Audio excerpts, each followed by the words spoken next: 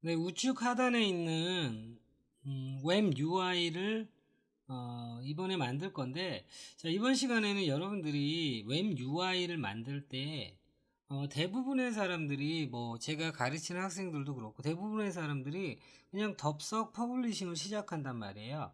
그래서 웹 UI를 HTML 구조를 어떻게 할지, 클래스 네임은 어떻게 할지, 이런 부분에 대한 부분을 미리 준비하지 않고 하기 때문에 어떻게 뭐 한두 개는 만들겠지만 실력이 안 느는 거예요. 여러분, 웹 UI를 만들잖아요. 화면에 보이는 것 같은 거를 잘 만들잖아요. 그러면 이거하고 유사한 거는 무조건 하고 만들 수가 있게 되는 거예요. 그러면서 퍼블리싱 실력이 올라가는 거거든요.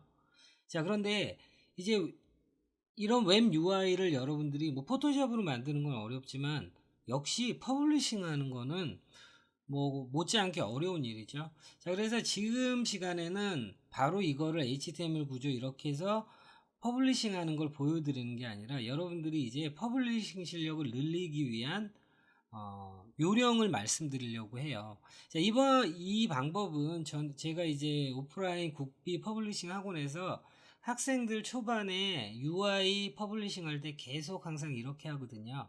그러면 한 달 정도 지나잖아요. 그러면 자연스럽게 학생들 그렇게 하고 그 다음에 HTML 구조에 대한 구조감이 굉장히 좋아져요.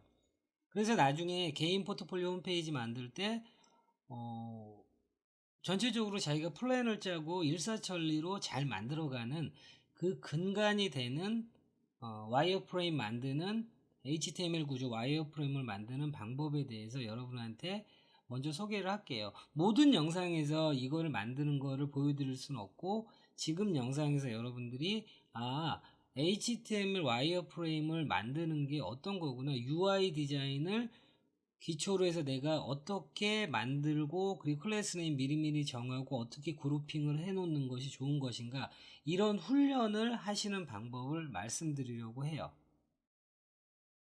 네, 와이어프레임 만드는데 왜 난데없이 파워포인트냐면요, 저는 학생들한테 이렇게 가르쳐요. 자, 그래서 결국에는 이제 포토샵으로 어떤 형태로든 웹 UI를 만들 거잖아요. 자, 지금 이거는 뭐 좀 작은 거지만 이제 포토샵으로 이제 웹사이트 전체를 만들 때 HTML 구조를 미리 정해놓고 클래스 네임을 정해놓지 않으면 퍼블리싱 할 때 일관성이 없어요. 그러면 결국엔 늘지가 않는 거예요. 자, 그래서 여러분이 만들어야 될 이 UI가 이렇게 있다고 칠게요. 그러면 PPT에서 이렇게 불러오신 다음에 일단 HTML 구조를 짜기 전에 먼저 이렇게 여러분들이 박스를 치시는 거예요. 자, 클래스 네임은 어떻게 할지, 어떤 태그로 할지, 이건 당장 중요한 게 아니에요. 자, 이 div가 어떤 형태로든 이렇게 박스로 쳐져 있고 그 다음에 바디를 기준으로 수직 중앙, 수평 중앙 되면 되는 거죠.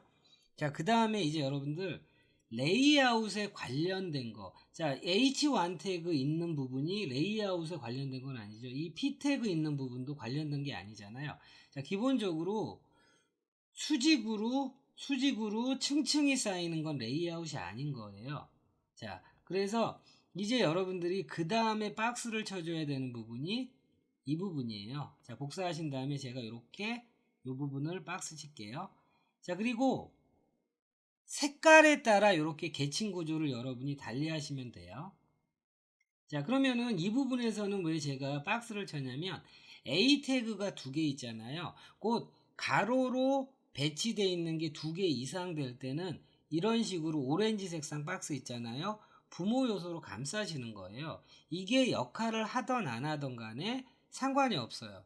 일단은 부모 요소로 먼저 감싸시는데 조건은 가로로 두 개 이상 배치됐을 때 이렇게 감싸시는 거예요. 자, 그 다음에 이 밑에 있는 것도 역시나 그 기준에 따르면은, 기준에 따르면은 가로로 뭔가 여러 개가 배치되어 있죠. 그러면은 이렇게 부모 요소로 감싸 주시는 거죠. 자, 이거 같은 경우에 이런 식으로 이렇게 감싸 주시면 돼요.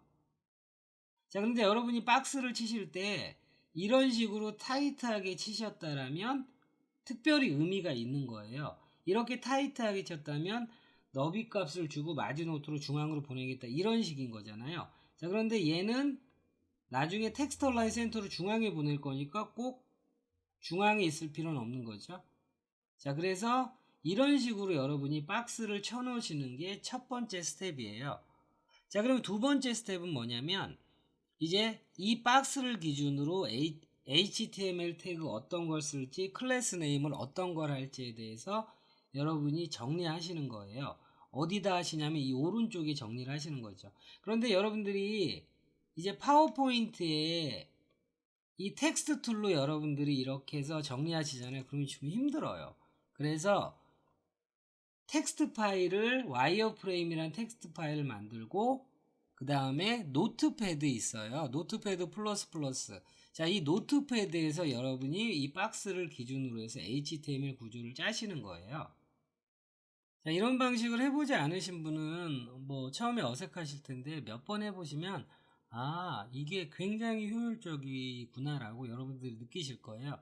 자, 그러면 저 검은색 박스는 저는 이런 식으로 표시할게요. 자, 여러분 점으로 시작하는 건 뭐예요? 클래스 네임이죠. 그러니까 프레임이라는 클래스 네임을 주겠다. 그런데 이 프레임 앞에 점 앞에 클래스 네임이 없잖아요. 그럼 얘는 div예요. 곧 이거는 어떤 의미냐면 div에 자, 이거는 div라는 태그를 내가 쓸 거고 그 안에 클래스 네임을 프레임이라고 주겠다라는 의미예요. 자, 그런데 우리가 이런 식으로 와이어 프레임 짤 때 이렇게 길게 짤 수는 없잖아요. 그래서 여러분들이 점 프레임이라고 하면 프레임이라는 클래스 네임을 가진 div로 이해하시면 돼요. 자, 그 다음에 자, 뭐 아이콘 이지 던 이렇게 돼 있는 거는 h1이잖아요. 그 다음에 요 두 줄로 돼 있는 건 p 태그잖아요. 특별히 클래스 네임 줄 필요 없죠. 자, 여러분들 이제 퍼블리싱 하기 전에 여기에서 클래스 네임을 줄지 안 줄지, 줄 거면 어떤 클래스 네임을 줄지를 차분하게 생각하시는 거예요. 자, 그 다음에 이 오렌지 박스잖아요. 자, 그러면 이 오렌지 박스는 저는 BTNS 버튼들의 약자로 해서 버튼들 BTNS라고 줄게요.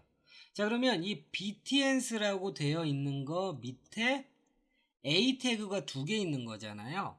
자, 그런데 여러분들 이제 A 태그가 두 개 있기 때문에 A 요렇게 저는 요렇게 표시를 해요. A 태그 곱하기 2. A 태그가 두 개 있는 거잖아요. 그런데 여러분들 이렇게 표시를 하시면 안 돼요. 이번 같은 경우에는 이 예제 같은 경우 이 폰터썸 이 버튼이 CSS 내용이 많잖아요.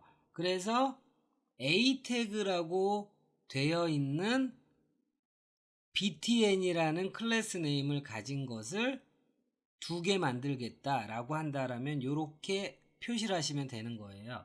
자, 그러면 A로 시작했고 .btn이니까 A라는 클래스 네임을 가진 아니죠. A 태그인데 btn이라는 클래스 네임을 가진 버튼을 두 개 만들겠다는 건데 자, 화면 보시면 이렇게 두 개를 만들면 어떻게 하지? 버튼의 디자인이 다 똑같은데 백그라운드 컬러랑 이 폰트 컬러가 다르잖아요. 그러면 btn이라고 되어 있는 클래스가 하나 있고 그 다음에 btn이라는 클래스와 다운로드라는 클래스를 두 개를 갖고 있는 버튼을 하나 만들고 그 다음에 이렇게 오른쪽에 있는 건 체크 아웃이라는 버튼을 만들어야 되겠다라고 미리 생각하시는 거예요.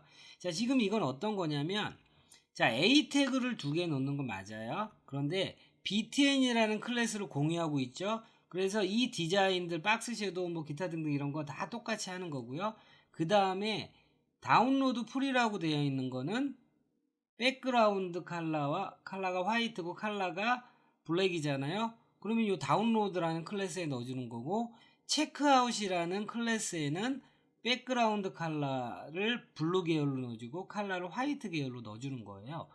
자, 이걸 미리 여기에서 생각해 놓으시면 나중에 작업할 때 그냥 일사천리로 하시는 거죠. 자, 그러면 이제 여기죠. btns하고 같은 경로에 있는 이거죠. 자, 이거는 클래스 네임을 저는 링크들이니까 링크스라고 줄게요. 그 다음에 이 안에 A 태그가 하나, 둘, 셋, 네 개가 있는 거죠. 그런데 정확히 보면 버전 5.08이라고 되어 있는 건 A 태그는 아니에요. 자, 그렇기 때문에 이렇게 하시면 돼요. 자, 이거는 스팬으로 할 거고요. 그 다음에 같은 경로에 A 태그가 3개 있다라고 이렇게 표현을 해주시는 거예요. 그러면 링크스라는 이 오렌지색 div 안에 요 스팬으로 되어 있는 거 하나 있고요. 그 다음에 A 태그로 되어 있는 거 이렇게 있으면 되죠. 자, 그리고 링크스 밑에 있는 A 태그라고 선택할 거기 때문에 특별히 A 태그의 클래스 네임을 줄 필요가 없는 거죠. 자, 그러면 요렇게 여러분이 만드신 다음에 다음 하실 작업이 요렇게 화면 캡처를 요렇게 받으세요. 자, 화면 캡처를 제가 좀 다시 받을게요. 화면 캡처를 요렇게 받으신 다음에 자, 여기에서 컨트롤 C 누르면 얘가 복사가 돼요. 컨트롤 C를 눌렀고요. 그 다음에 여기 붙여넣기를 이렇게 하시는 거예요. 자, 이게 몇 개 안 되기 때문에 밑으로 좀 짧지만 자, 지금 이런 프로세스로 여러분들이 요 UI를 만들기 위한 부모 요소 박스를 그리시고요. 그러면 이 박스를 기준으로 해서 오른쪽에 와이어프레임 클래스 네임을 가지고 있는 와이어프레임을 차분하게 만드시잖아요. 그러면 이제 끝난 거예요. 이것만 보고 여러분들이 퍼블리싱 할 때 이것만 보고 치시면 되는 거죠.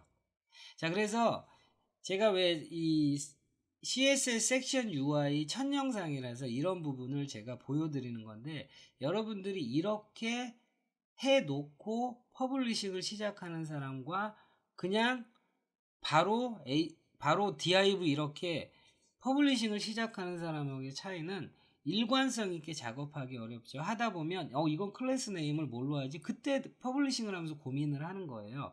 그리고 이걸 부모 요소를 묶어야 되나 말아야 되나 기타 등등 이런 고민들을 퍼블리싱 하면서 하니까 전체적으로 리듬이 끊어지는 거죠. 그리고 일관성도 없는 거고. 자, 그래서 퍼블리싱 해보신 분은 알겠지만 클래스 네임을 도대체 뭐로 정해야 되는지 이거 생각보다 고민스럽거든요. 그런 고민들을 다 여기에 담아놓고 이제 퍼블리싱 시작하시면은 일사천리로 퍼블리싱이 리드미컬하게 쫙 나가는 거죠. 그래서 이렇게 여러분들이 훈련을 하시잖아요. 그럼 어느 순간에 이렇게 박스를 그리지 않아도 이 HTML 와이어프레임이 눈에 들어와요. 자, 이 박스를 그리지 않아도 와이어프레임이 눈에 들어오는 거는 이런 훈련을 여러분들이 여러 번 하셔야 된다는 거죠. 자, 그래서 여러분이 CSS 섹션 UI 이런 UI를 만들 때 반드시 방금과 같은 절차로 하시면은 퍼블리싱 실력이 하루가 다르게 느실 거예요.